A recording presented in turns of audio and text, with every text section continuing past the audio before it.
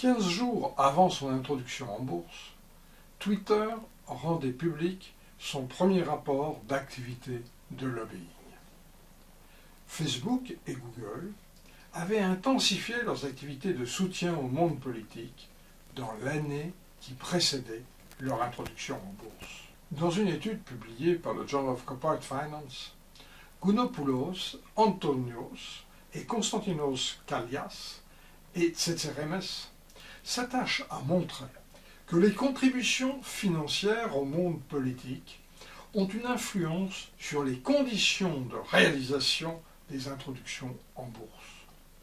Ces contributions sont susceptibles, selon eux, d'améliorer le pouvoir de négociation avec les banques introductrices, de faciliter la circulation de cette information chez les décideurs, d'accéder à des échelons élevés gouvernementaux et ainsi de pouvoir signaler la qualité du projet. Et enfin, d'acheter une quasi-assurance contre des risques de recours légaux. Pour tester ces hypothèses, ces auteurs ont constitué un échantillon de 1578 introductions en bourse, ou IPO, réalisées entre le 1er janvier 1998 et le 30 juin 2013, aux États-Unis. Les opérations ont été identifiées à partir de la base SDC. 273 IPO ont été réalisés par des firmes qui maintenaient dans la période précédente des Political Money Contributions, appelées dans l'article PMC.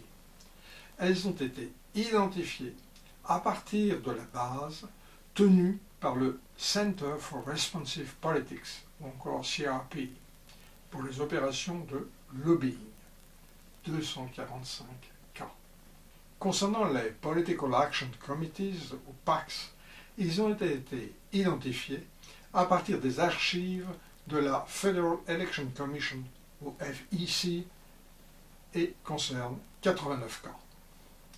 Les données financières et comptables complémentaires proviennent des bases CompuStat et CISP.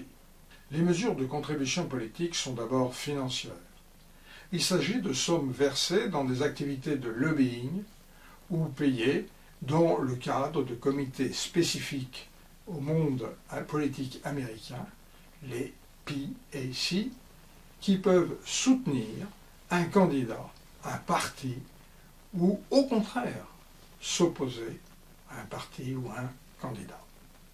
Le montant total est pris en compte, ainsi qu'une simple variable indicatrice de présence. Les montants sont aussi ventilés selon leur type, lobby, PAC, ou leur destination, soutien à un sénateur ou à un représentant, ou encore à un républicain ou à un démocrate.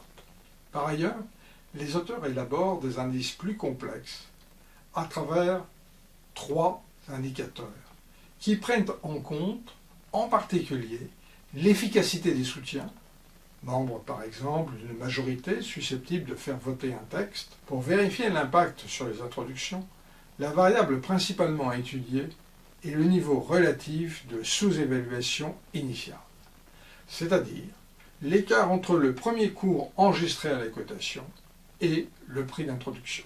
Une étude complémentaire porte sur la révision du prix d'introduction entre le dépôt du dossier et la fixation du prix d'introduction. Pour mettre en évidence les conséquences de ces contributions financières au monde politique, les auteurs ont recours à 3 types d'estimations. En premier, pour traiter le problème clé de l'endogénéité ici très présente, ils recourent à l'approche en 2 étapes selon Ekman. Les variables de participation financière sont dans un premier temps régressées sur un vecteur de variables déterminantes grand Z, caractéristiques de l'IPO, montant, nombre d'actions conservées, caractéristiques des firmes, bénéfices par action, âge, levier, dépenses en recherche et développement, Internet, ou du marché, cotation sur le Nasdaq, par exemple. Dans la deuxième étape, Le ratio de Mills est introduit dans la régression explicative de la sous-évaluation initiale ou de la révision aux côtés de la mesure de présence des contributions financières. Un vecteur de variable de contrôle grand X appartient aussi à cette régression. Le coefficient constant, gamma, est ici le coefficient d'intérêt. Deux autres approches permettant également un traitement de l'endogénéité présente, à savoir une estimation par le maximum de vraisemblance et une par la méthode des variables instrumentales, sont également fournis. Les résultats concordent entre ces trois méthodes.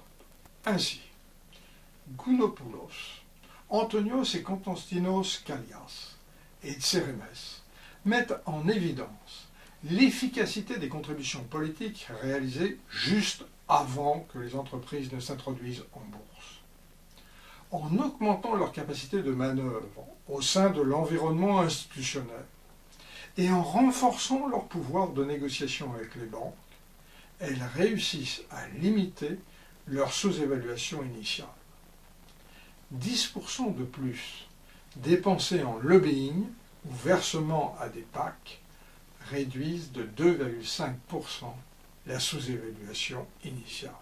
Par ailleurs, on aurait pu penser que l'efficacité était plus marquée pour des scrutins considérés généralement comme plus prestigieux, à savoir l'élection d'un sénateur. Ce n'est pas le cas.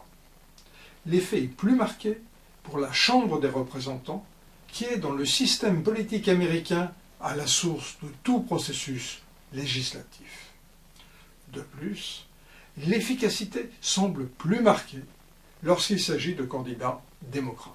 Cette étude apporte aussi des enseignements complémentaires sur l'importance des caractéristiques individuelles des politiques. Mieux vaut contribuer financièrement au profit de candidats déjà chevronnés et donc sortants. Les effets n'en seront que plus forts. De même, la proximité géographique a son importance. L'effet est plus marqué s'il s'agit d'élections locales par rapport au siège social de l'entreprise.